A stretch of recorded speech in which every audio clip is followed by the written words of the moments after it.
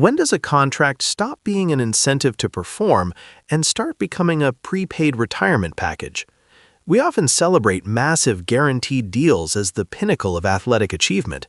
But what if that staggering financial commitment, specifically the $38 million Anthony Rendon just secured for 5 years of literally watching baseball on TV, fundamentally fractures the delicate relationship between professional sport and ethical effort, leaving one party outrageously rich and the other crippled by historical regret?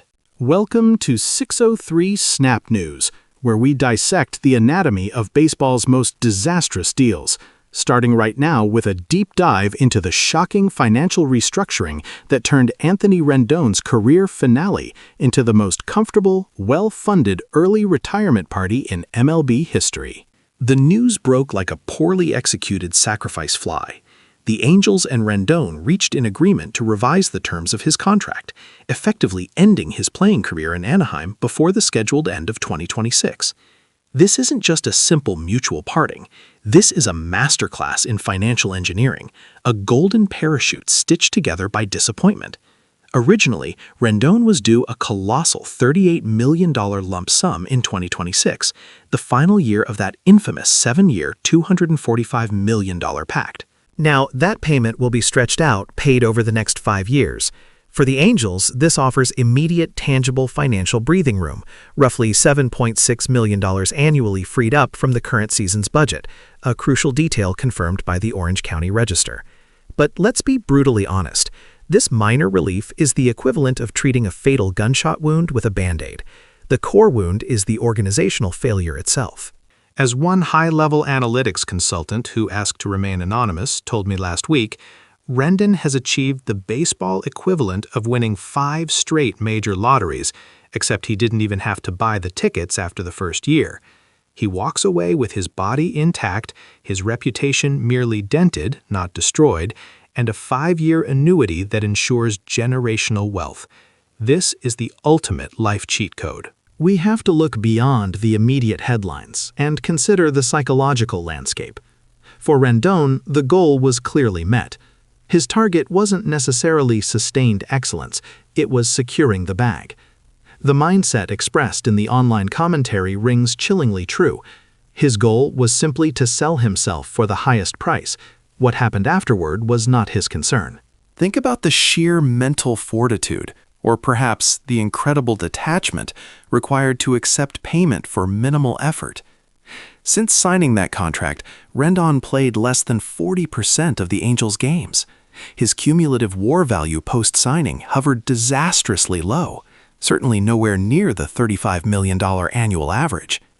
Can you imagine the pressure a player faces?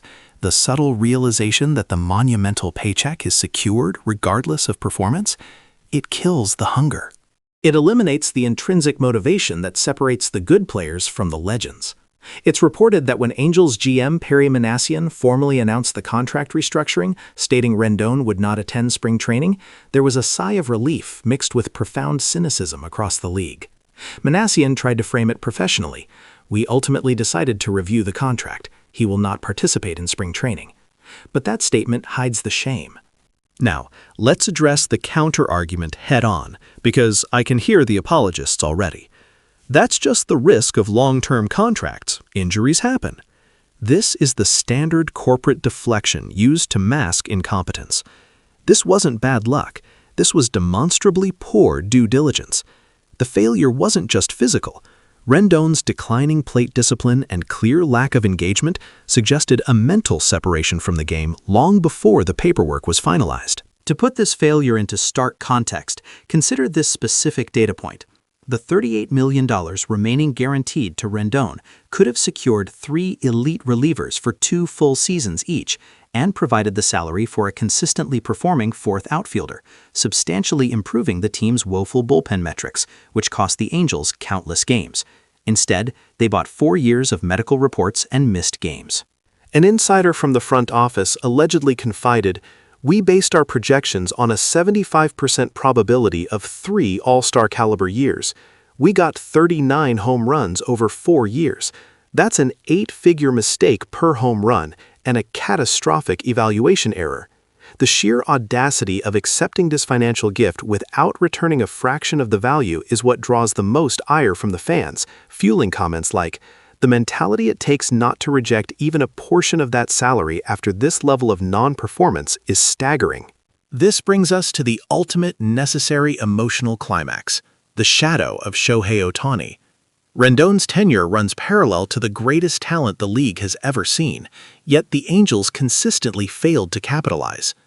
Think about Ohtani, who famously refused physical contact with Rendon after certain games, a subtle but deeply telling sign of frustration with the team's culture, and perhaps the lack of commitment surrounding him.